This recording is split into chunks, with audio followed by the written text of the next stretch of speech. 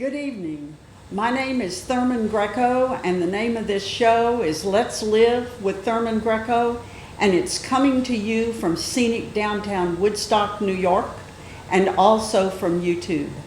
And we are very excited this evening. We've been waiting for months for this show.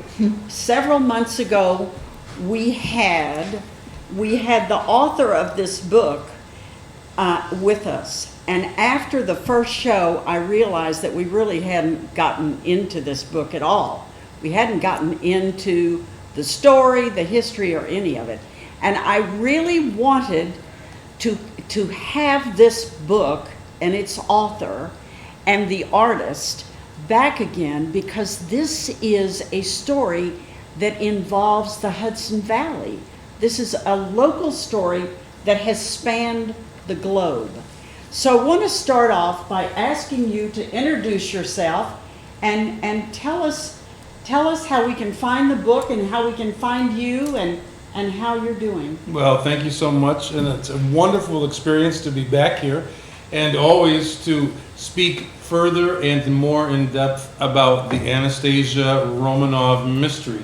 No matter what historians may insist, what theologians may insist, what Romanov history mavens may exist, we can think critically for ourselves, and that's what I did. I said, okay, I hear your story, but I'm getting a whole set of different data coming into my brain, and I'm coming up with a different, unique perspective. And so this is a regional story, because the lady whom I say was Anastasia Romanoff is actually buried in Herkimer County, not very far away, in a Russian Orthodox monastery. And I'm thinking to myself, well, if somebody is an imposter, why would they be buried in an Orthodox monastery when the Orthodox Church said, no, everybody died in 1918?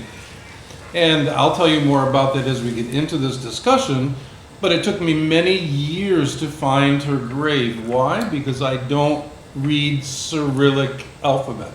So I learned enough Cyrillic alphabet so that I could go from grave to grave to grave until I could find her pseudonym, which was Evgenia Smitisko. I said, Eureka!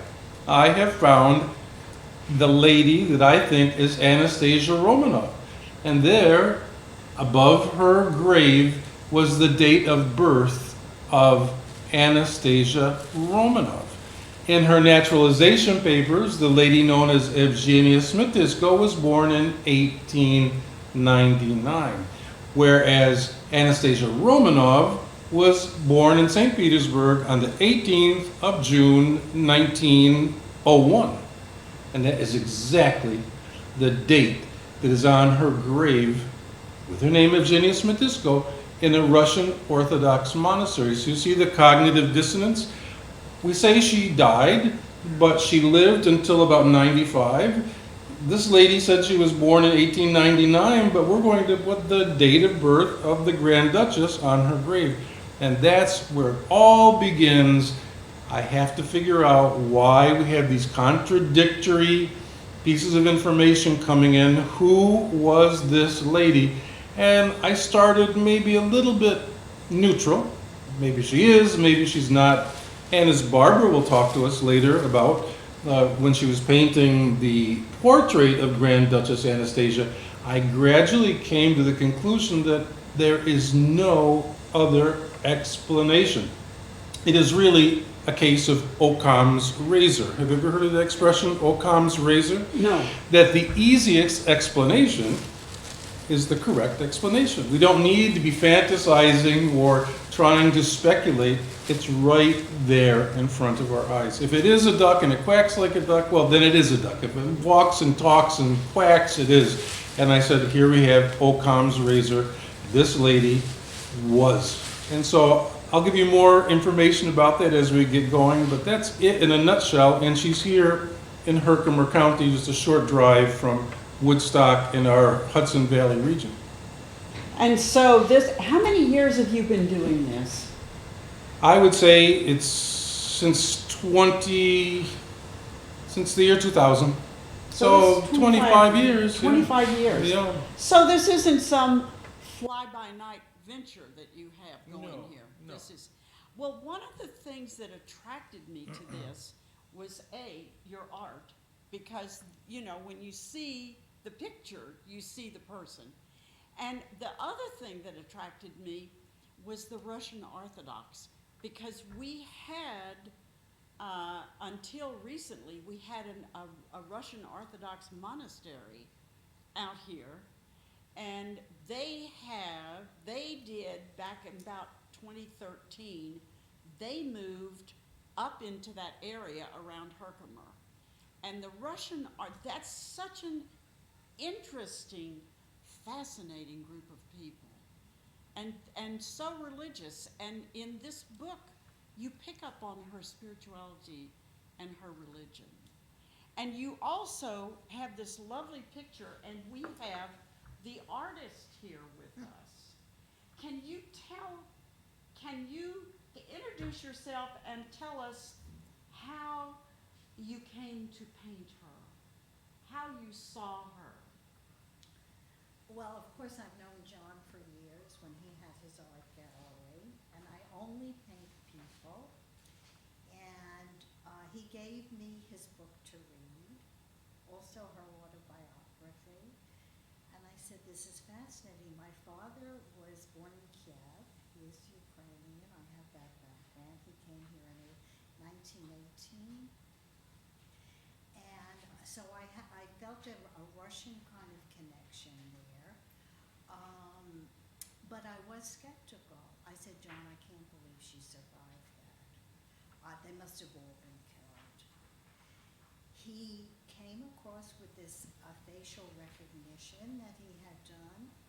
And then also, Life magazine did a very extensive article on her where the FBI did lie detector testing with her, which he passed with flying colors. I said, geez, maybe she did it. Maybe she was just wounded, somebody helped her escape. I became less of a critic, less of a skeptic, and anyhow, he wanted, for his cover, a portrait done. And he said, as if she had lived to be in her between 35 and 40. So based on her pictures from this article, and based on her pictures of when she was a very young girl, I said, there's a match up here for sure. There really, really is. And I've studied a lot of anatomy and all. I have some classical training, and I believe it. I think it's possible that she just made it. Maybe she was wounded, got to a farmhouse somewhere, or one of the dissidents did help her. So there we are. That's my story about it. Well, I don't have the depth, I don't have the time, the history that you all have with this character. I mean, you have been having coffee with this woman every day for the years, and you too. I mean, you really have been. Yeah.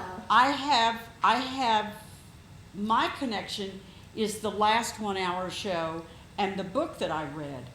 But I was so connected through the Russian Orthodox people. I do not believe that they would have put those dates there out of stupidity or out of carelessness. I mean, we are talking monks and priests who are very, very careful.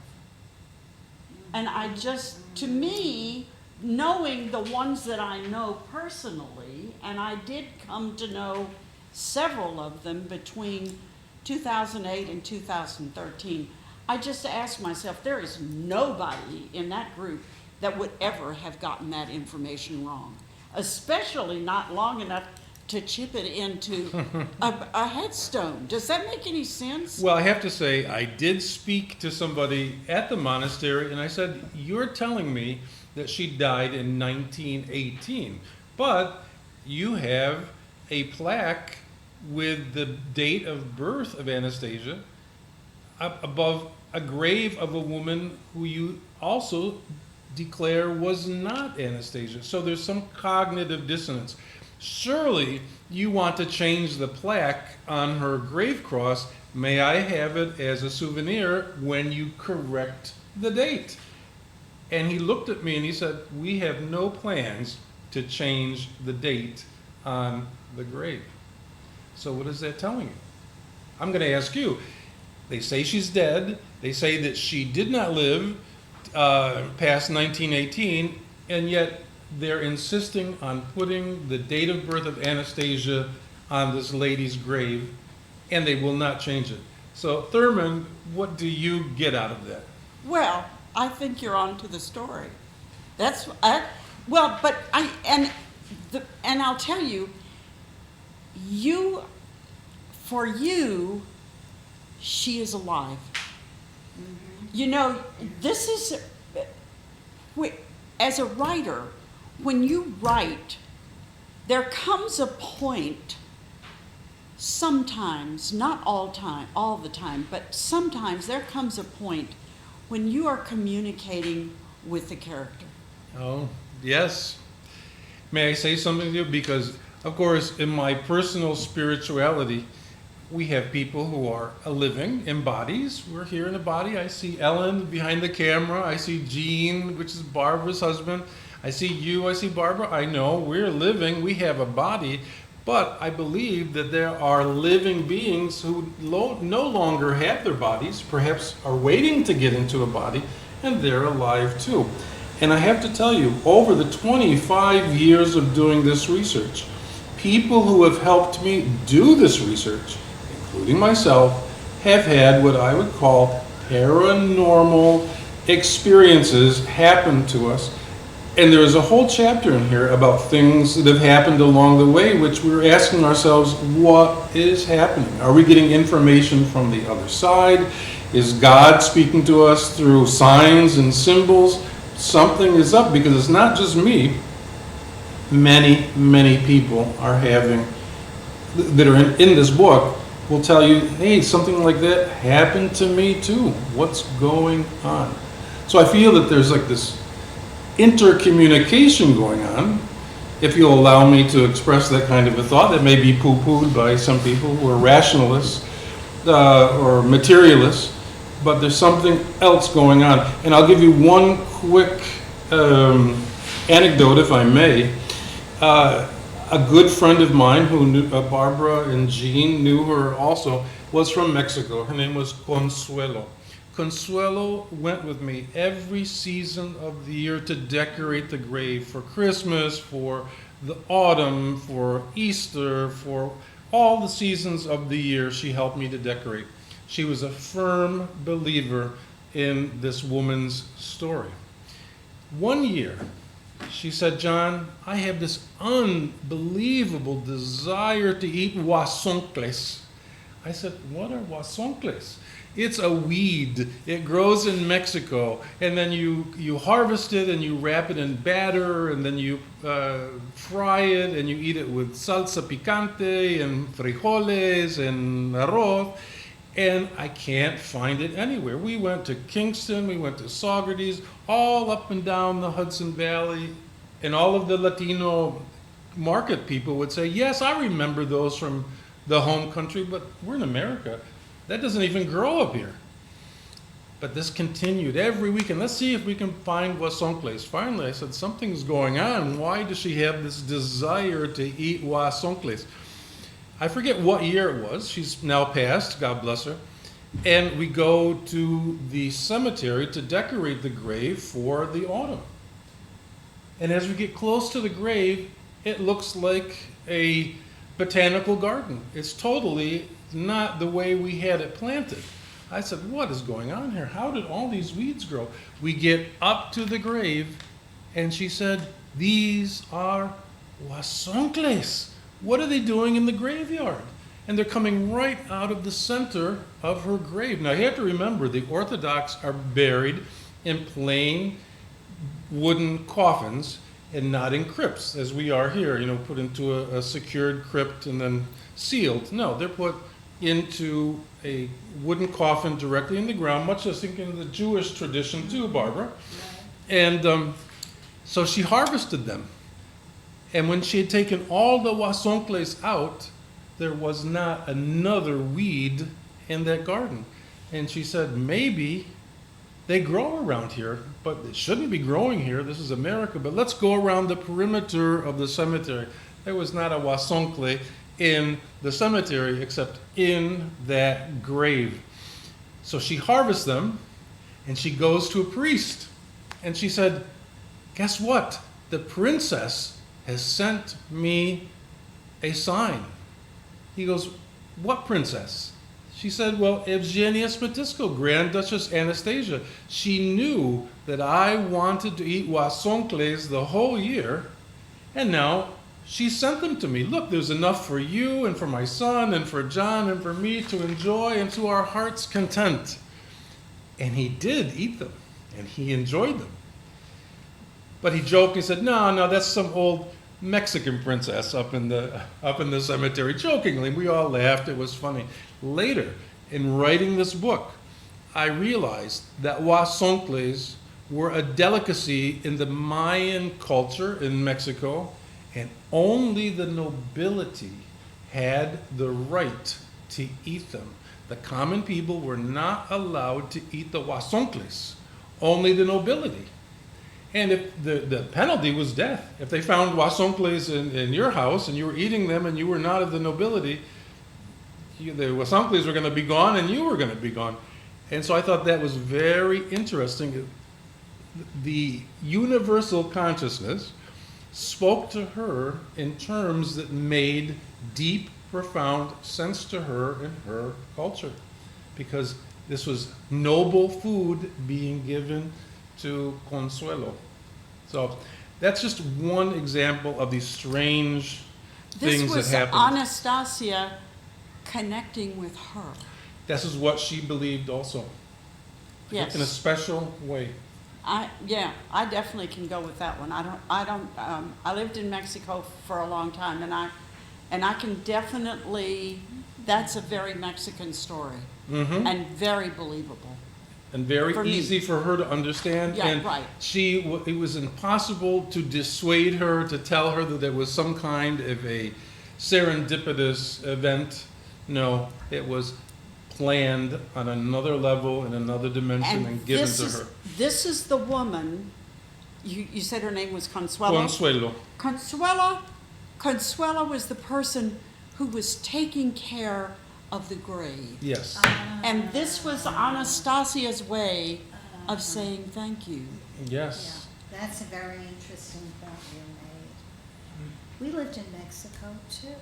For a couple of Gina's taught here. This is getting weird.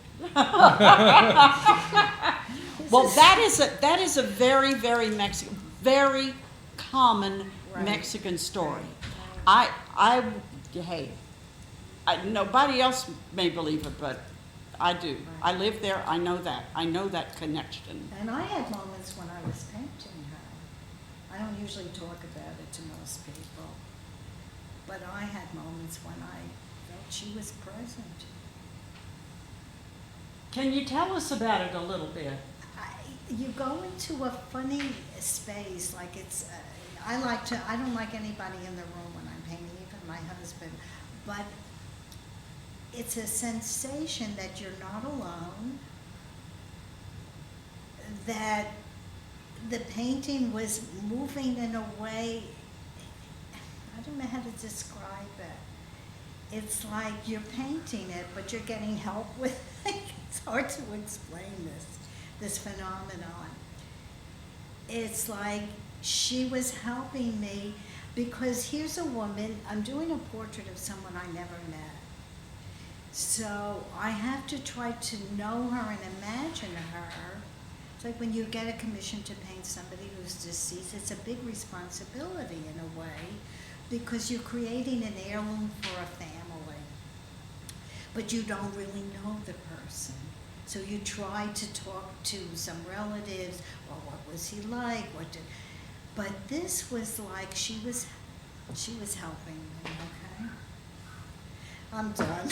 You're done. Hey, there's nothing wrong. There's nothing wrong with that story. They're gonna come for me soon. room. Well, Barbara, I have to And say, I don't tell this to a lot of people because you're either inclined in a certain spiritual direction or you're not at all.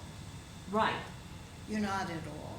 So I keep a lot of these things to myself. Of course, John, I could discuss. well, you created a masterpiece. I mean, it's hard to appreciate this This portrait. is lovely. It's lovely in the small format, and I hope someday you'll see it in person, Thurman. She is life size. Every pearl is the same size or larger maybe than you would have I seen never on. want to wear pearls.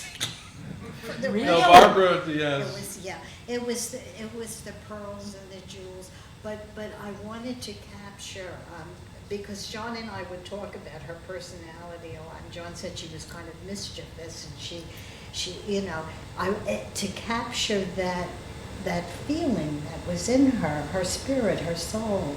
It's a tough one, but I know Well, we won't tell anybody, even though it's going on YouTube. Well, you know, the thing is that as a portrait artist, do you not have to get within the soul of everyone that you paint? I tried to. The essence of Yes. that person. Yeah. That's what you want to get.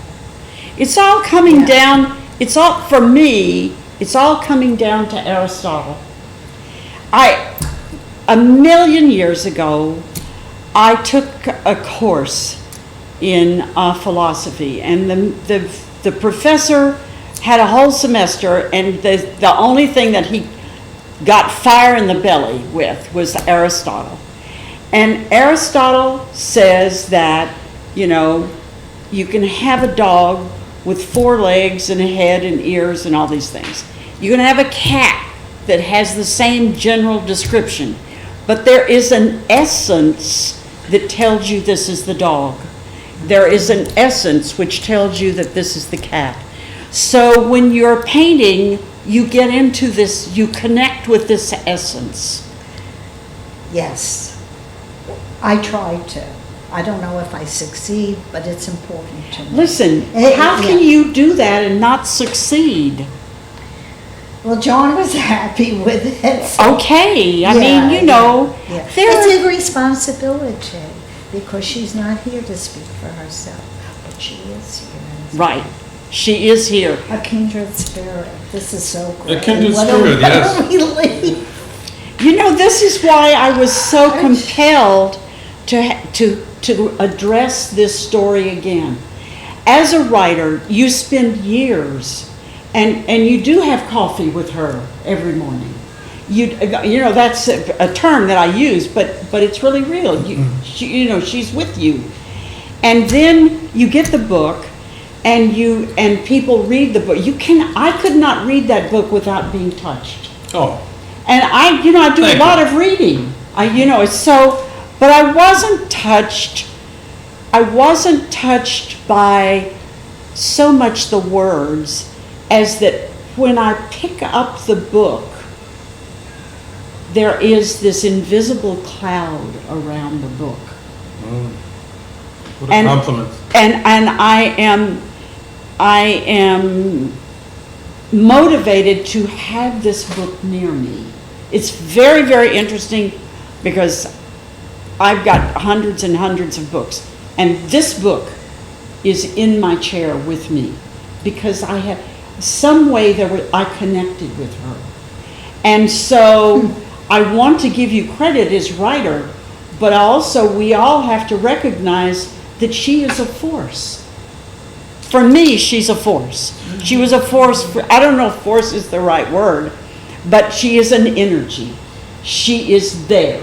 Well, you know her name, Anastasia, is from Greek, and it means resurrection. And I'm thinking to myself, it cannot be a coincidence that her name means resurrection, and that the focus of all of the Romanov family, we know all of the Romanov members, of course, the Tsar, the Tsaritsa, all of the other sisters, Alexei, the boy, but the focus of the world is on Anastasia, is on resurrection. And in a way, we're resurrecting her truth. that she did not die, that she lived a very productive life. And how productive, do you ask? Well, she left many Romanov objects, icons, The embroideries. embroideries. And tell them how they were signed. Oh, yes. That's important, I Right. think, to get She left into. many of these objects, priceless, to the monastery museum. Not only that, she left them in annuity in perpetuity, which really is a big part of the monastery's budget. And they do wonderful. If you go there, you really have to go to the monastery. It's a gem of a museum in New York State. And I'm thinking to myself, what kind of an imposter would have left such riches and wanted to take care of the Orthodox monastery and its museum forever and ever? That money will never run out. I talked to somebody on Wall Street, and he gave me a clue of how much money is there. And it's impossible that an imposter would ever have possession of so much money to produce an annuity in perpetuity, and then for her to have been able to purchase and collect these objects. And strangely enough, I have to tell you, recently in the museum there was a beautiful icon with a gold oclade. I don't know if you've heard the word oclade. It's the icon which is painted, and then there's like metal and jewel work that goes around the face, and then maybe the hands are exposed. So you're seeing parts of the icon, and the rest of it is covered in precious metal. And they had it restored, and they called it Anastasia's icon. But it was an icon that was actually given to the museum by, quote unquote, Evgenia Smetysko. So why would the monastery now say, oh, this is Anastasia's icon? You see? This is their secret. And they're letting it out Yeah. little by little. They're releasing a little, like a little pearl as it go. Tell me, for a person who might be interested in going to this museum, how do we get there? What's it called? Very easy to get there. You can go out Route 20, which comes from Albany. You want to go to the west until you get to Herkimer County. It's not far from Utica. It's not far from Cooperstown. In the town of Warren. It's a little village of Jordanville, New York. Easy to find on your GPS. Actually, if you go to jordanville.org, that's the website of the monastery, all of the information comes up on the GPS information, depending on what system you're using. It's a beautiful drive, bucolic, absolutely stunning landscape, and then you come around a bend in this country road, and you see these golden spires going up into the air, We and should there go you are. Next time you go. Oh. Because I haven't been to. Oh, you've never been there either. The museum is really an amazing space. Yeah, with all kinds of, and it's interesting because I took the DNA test, and my maternal haplogroup. You know, we all have an X chromosome from our mothers, and we all have inherited an X chromosome from our mothers, and it's the same from grandma to mom to son to daughter, and divided into what are called haplogroups. And my haplogroup, which I inherited from my mother, is H1Z.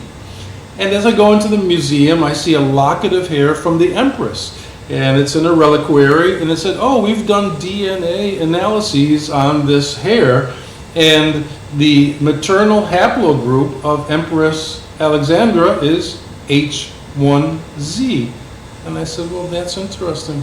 So it could have been 1,000 years ago, it could have been 100 years ago, but there's a genetic connection, maternal connection.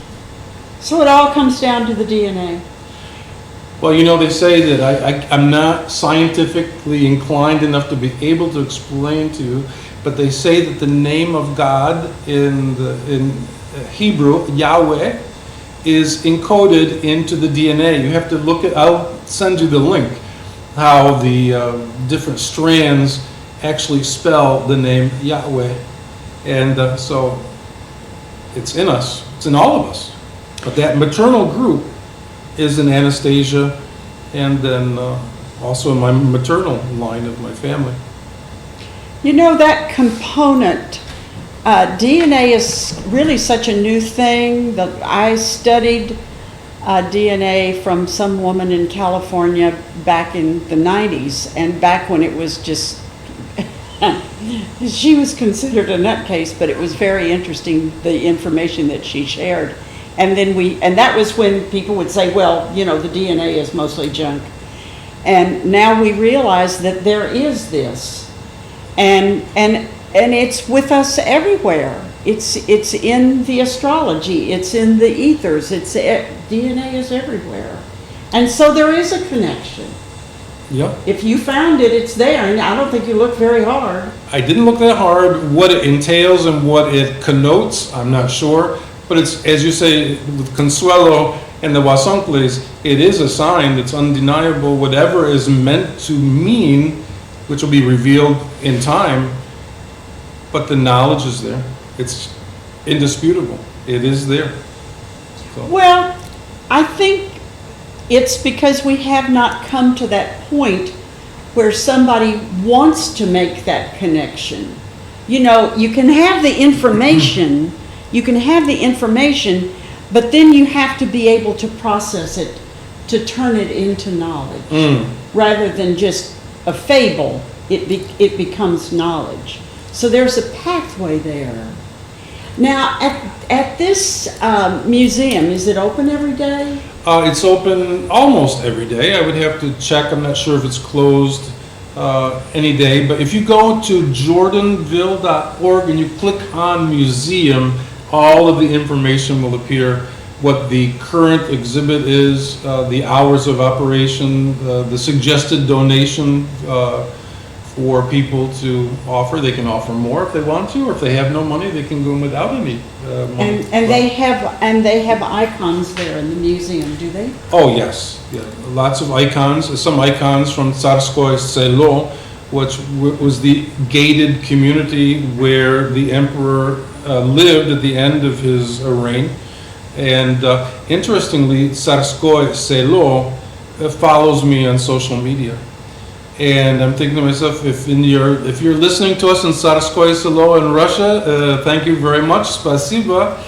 And I'm wondering, would they be interested in an impostress?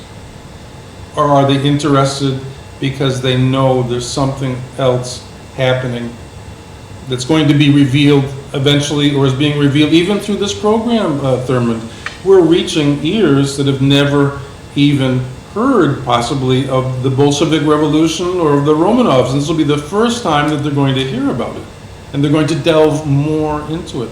And they're going to realize, oh, this woman, her name is Resurrection. What is that all about? Why did that particular person survive, and why are we hearing about her? So we're expanding into the consciousness of humanity, but it's not just for fun. There's a reason. Why are we doing it? Why are we being compelled to do it? There's some kind of a force, as you say, DNA or spiritual, pushing us forward to reveal a deeper truth, which I think is going to have a different impact in every single person who hears, but it will have an impact. John, do you think she is not at rest, at peace? Her spirit? Well, if somebody has denied you, and then, you know, and you want people to realize who you are, I could imagine not being at rest. I have to tell you that I did go to Newport, Rhode Island, where she lived her last years. She was the director of the St. Nicholas House Foundation, a non-for-profit organization. And at that time, she was going to church. She could walk from her mansion to the Lafarge Restoration Church. I think it's congregational. And it's absolutely, most congregational churches are very plain, Calvinistic, but this, it looks like it came out of a movie, because Lafarge, the interior decorator, decorated it in an Orientalist style. And I talked to the former pastor. I don't know, they don't use that term in congregationalism. And she said, John, she died in a nursing home But until the day she died, she insisted, I am Anastasia. I want people to know that I am Anastasia. And the pastor said, we were not sure if she was telling us the truth or if she was coddled or whether she was deluded, but we didn't care because we loved her as a person. She was such a sweet person. We said, this is her reality. We did not know. But I have told them, I think you can safely believe now that you had the last youngest Grand Duchess of Russia in your congregation. Now, Orthodox people, to get back to Orthodox, he said to me, well, why would an Orthodox princess go to a Protestant church? And I thought, well, first of all, it's close to her home. She doesn't drive. She can walk. Second of all of her German and Danish relatives were Protestants. They were Lutherans, right? And so she's used to Protestantism. And secondly, she was there because the people liked her, and she liked them. And she was able to express her Christian faith. And it may not have been, during the Cold War, the wisest thing for the last Grand Duchess of Russia to be attending an Orthodox service. The KGB, that'd be the first place the KGB would look for you. Right. They wouldn't be looking for you in a Protestant church. Right. So she had a place of refuge. And these are many, many things I've thought about. But there you go. Well, do you think, so she was involved in this nonprofit, in this Protestant church, and they were questioning. Mm-hmm. But now, did the Russian Orthodox, they didn't question? Well, they denied her. And I've talked to many Orthodox sources. They said, well, we had to deny her because we made them saints. And to be a saint, you have to be dead. And so we made her a saint in 1981. Well, she didn't die until 1997. So we have a problem because how could we have sainted somebody who was alive? So there's a theological conundrum going on here, which has to be tweaked and then somehow presented as a pious mistake. So you see, I'm not a theologian, but they have a lot of thinking to do because they have promoted the idea of her as a martyr. But to be a martyr, you have to have died martyrdom, and she died of old age after having lived a wonderful life. You know, the Russian Orthodox and the Roman Catholic, there's people who spend their lives pondering this situation. Not only her personally, but other people who have been caught up in the sainthood while they're still alive. There's nothing wrong with being a living saint. Amen. I'm not in the priesthood, so I don't get caught up into that story. Right. You know. Right, and I don't have to. I mean, it's not for me to say, but I did say to more than one Orthodox cleric, I said, well, those are interesting thoughts, but they wouldn't hold up in a court of law. Those are pious beliefs, which we use in church, but if you were go to a court of law and say, no, we can't, she had to be dead because we said she was a saint, so hence she died, the judge would look at you and say, well, I'm sorry, we can't go any further with that kind of rationale. Well, I think whoever put the name on the gravestone had a real sense of humor. Good point. I've never thought of it like that, but it surely made me smile. Yeah, you know, I mean, after all, you know. And after you finished her picture, did she visit you more? She's living in my house right now because John does it so huge. I don't have any room in my house to hang a So portrait. I live with her every day. How does that work? She's like a friend. Yes. You're Yeah. pulling all this out of me. Well, that's why we're here. Yes, I come in and I get up very early. My husband doesn't, and I come in and she greets me and I say good morning. for me, she's alive. Well, I got that. I got that. It's a strange feeling, and now I'm just used to it. It's like I don't know what I'm going to do when John takes her away. I may never be able to take her, Barbara. I don't know. Have you ever painted any other pictures of her? No. This is the only one you did. So that's why there's this strong connection, because this is it. This is the chord. This one. So my question would be... So in other words, you're saying, let's say arbitrarily that I painted her when she was, I don't know, before it happened, like at 17. It wouldn't be the same? No. No. Well, I think there would be a connection, and I think it would... my imagination tells me that if you were to paint her in a different time for her, that you would develop you would develop a deeper relationship with her.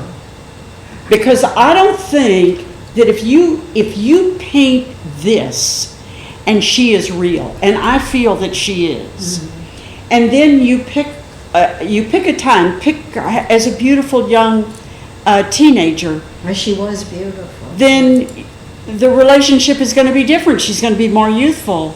Yeah. And she will have had, but at the same time, she will have had all of these, tremendous is not the right word, but that's what is there. Experiences. Yes, because she must have gone through tremendous ordeals, running, hiding who you are. That has to put an enormous strain on you, because you can't say I'm so and so. You're living in a sense not a whole real life. So as a very young girl, she could be herself. She was mature and wise, and way free. Beyond her years. And free. Yes. She was free to be who she was. Oh, I would love to see another picture of her. Oh. Well, may I add, Barbara has painted other Romanov noblewomen. Oh, really? Yes. In fact, I remember from the last time I was here, I brought Maria Pavlovna, Grand Duchess of Saxe-Weimar-Eisenach in Germany, with her pink sapphire parure. Yes. So you saw that one. Yes. Yeah, And then you pink painted sapphire. a Romanov who just passed away a few years ago, and that was Her Serene Highness Ekaterina Ivanovna Konstantinovna Romanov. She had the amethyst. The amethyst. Yeah. Now, do you have these portraits in your home? No, John has those. I only have her because of the size of it. And John, he knew it would be safe in our house because we only go to doctor appointments and shopping these days. So you are protecting her. As everyone has had to protect her throughout her life. Oh, good point. Yes. Mm-hmm. Good point. She's found refuge in the green home. Yes. Yeah. Yeah. That's And I have to say, she's with family because like a guardian. Yeah. I never thought of it that way. You're a guardian. Yeah. And the strange thing is that everybody who's helped in this project, that includes you, but you haven't taken the DNA test yet, turned out to be, we're all relatives, maternal relatives. So Barbara, I've known for how many years now, Barbara? 40 years. 40, dear. And as a gift, I got her the DNA. I said, Barbara, you're my mother's fourth cousin. How can that be? Wow. I remember Remember talking about that? You should let John do it because so probably Thurman does too. Probably you would fit You'll be fascinated with it. Well, I know that I've definitely been captivated by the story, and it's not like it's the only book I ever read. No. I mean, come on. But I have been. This story has put itself front and center in my life. Thank you. Not that I went out seeking anything, but it has captured a part somehow. And I read all kinds of books. Why this one? you know? Well, it's a fascinating journey that she had, because most of her life, she lived to be 90-something, she lived in complete, like, secrecy almost. Well, Right. how old was she when she came forward?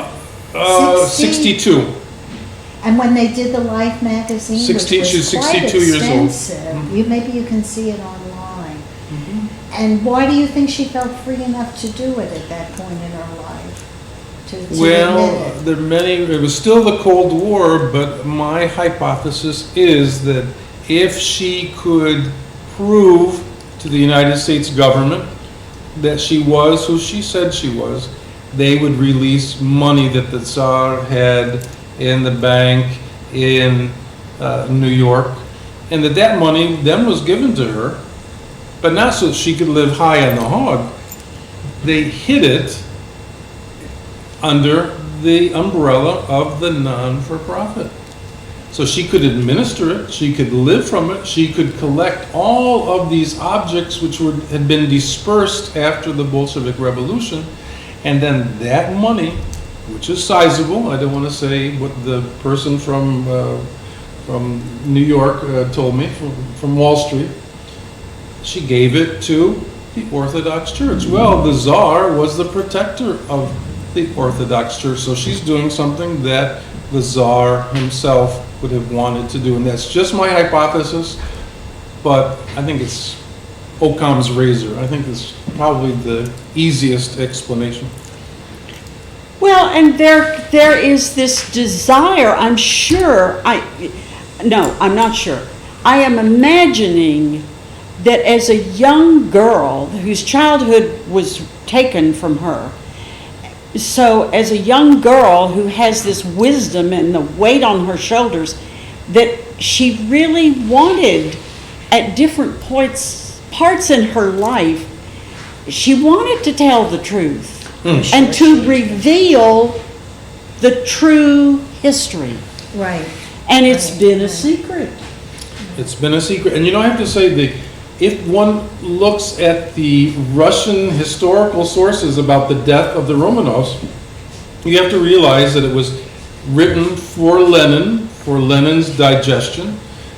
It may have been the version that he wanted to hear, and so that's why they told him that they had all died.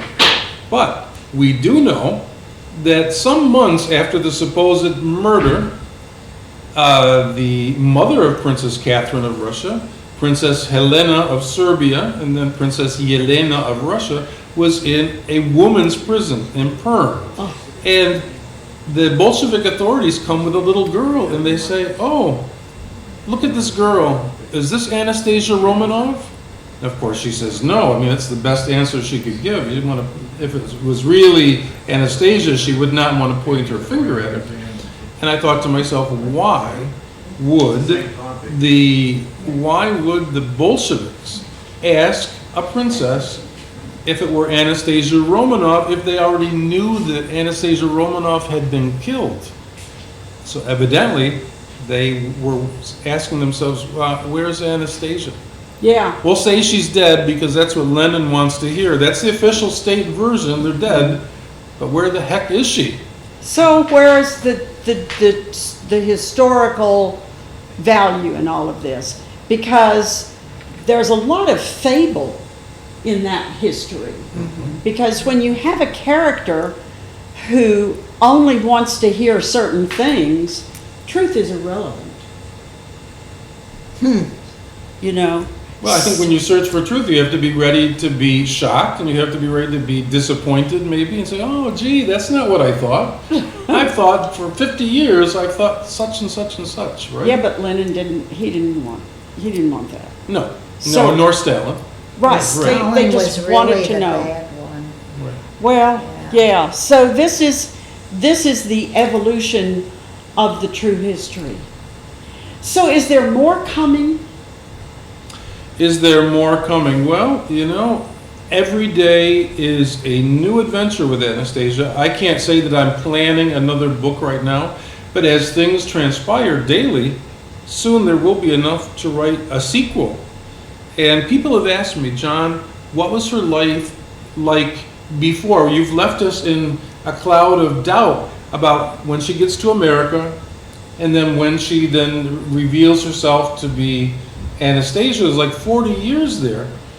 We'd like to know more about her life. And I thought to myself, yes, I would really like to discover that part. She came as a milliner. She said she was a milliner. She said she was married. Life magazine went to Yugoslavia and to find her supposed husband. And he goes, I don't know who that lady is. I'm not married, and I don't know who she is. Right. So, she used his identity. She had to build this story. Right. Yeah. So that in itself, there's a lot left undone.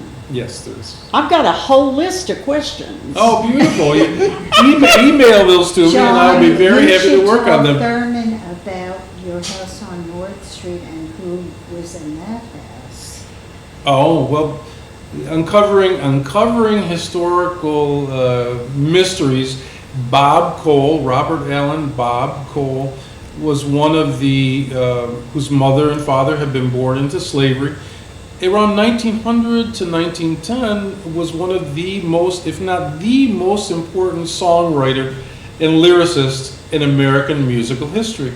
And he would come on the train to North Street in Catskill, New York. The train went right behind the house, and in the last car, very wealthy people of color would get out and come into the house where they would vacation.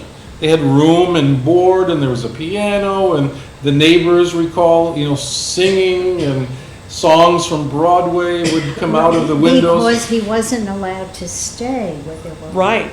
Right. Yeah. So they had their own. So they had their own, like a boarding house, enclave. but a very elegant one. An elegant one, right? And then he dies, and this is part of the mystery. He dies in the Catskill Creek, and all of the newspapers say he committed suicide. He was 43. At 43. Handsome, talented, and brilliant. Yeah. And he's So laid there's a out in the whole thing house. about that. Yeah. A whole story. And Barbara has painted a 7-foot full-length portrait of Bob Cole in his tuxedo with music in his hands. An absolute beautiful portrait. And so I'll send you a picture, Thurman, so you can see that. The stories that are waiting to be told. The story, they're without end, right? They're infinite. That's true. There's always another story. That is very true. Mm-hmm. I sometimes when I reach people who say, well, I used to be a writer, I used to write, and then I think, but now wait a minute. There's too much left undone. Well, look at Philip Roth. He said he would never read another book or write another story. Yeah. I don't know. Who was that, Barbara? I hope it never happens to me. Philip Roth. Maybe you Philip dry Roth. up emotionally, or I don't know. Painter's block. Or you've writer's said block. everything you were meant to say, and you don't have anything left to say. I don't know. That's true. Not everyone has the Anastasia mystery. Mm.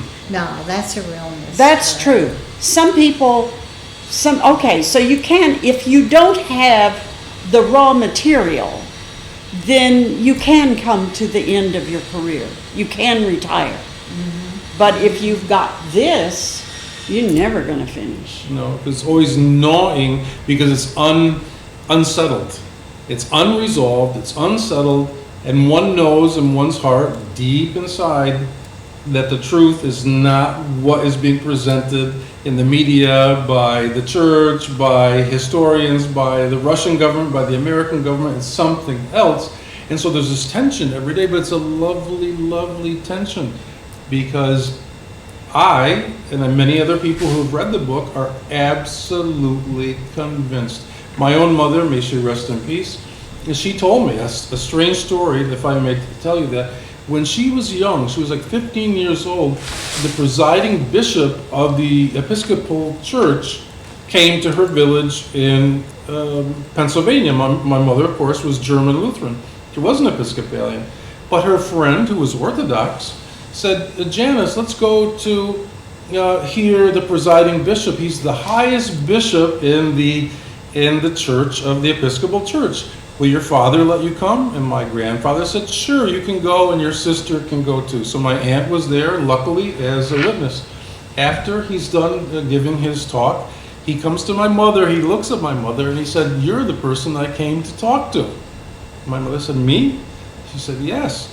And he began to prophesy to my mother.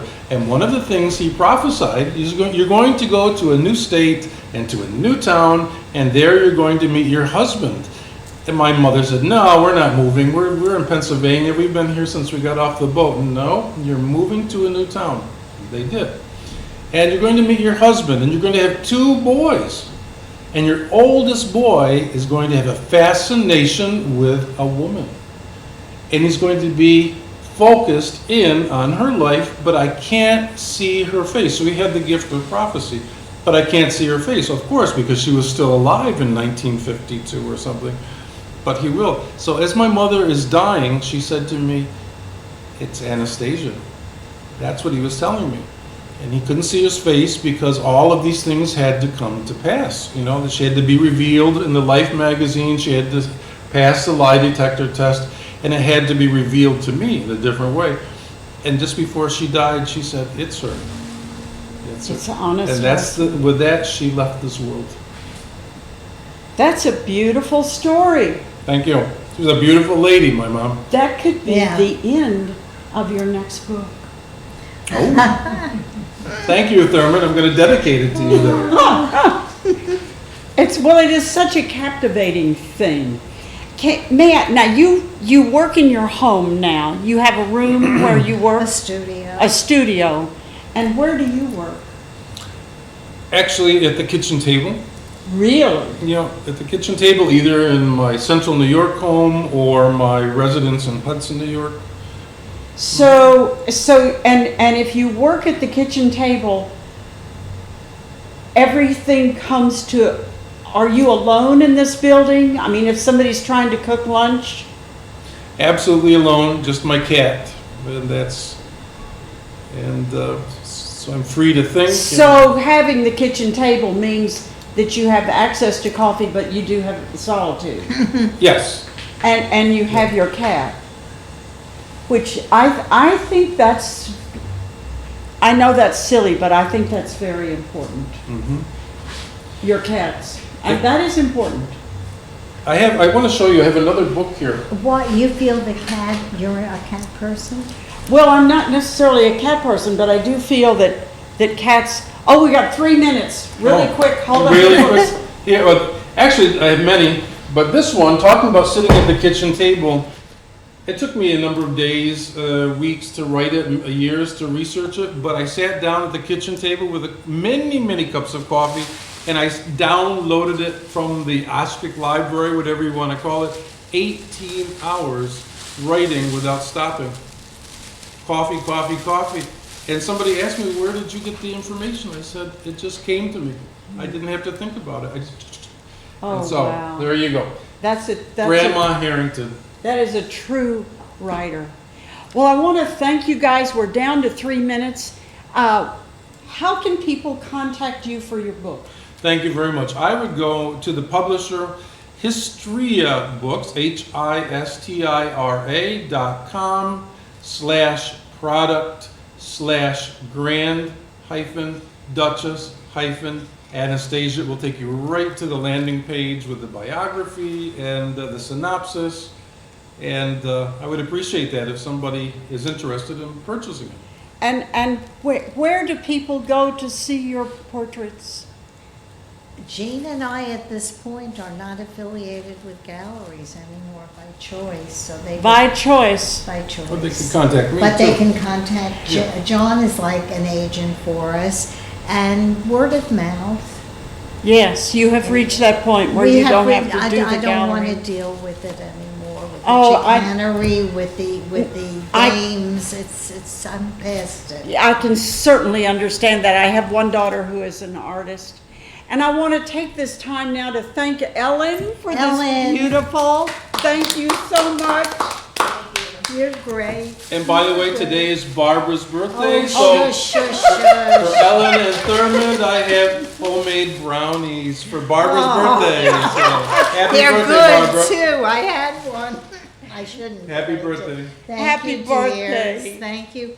What a wonderful way to spend it with people who love art and writing and everything and making films. I have to ask you, do you love black and white movies? Oh, sure. That's my real passion in life. Jean's is music, but mine is film. They're both wonderful. Yeah, yeah.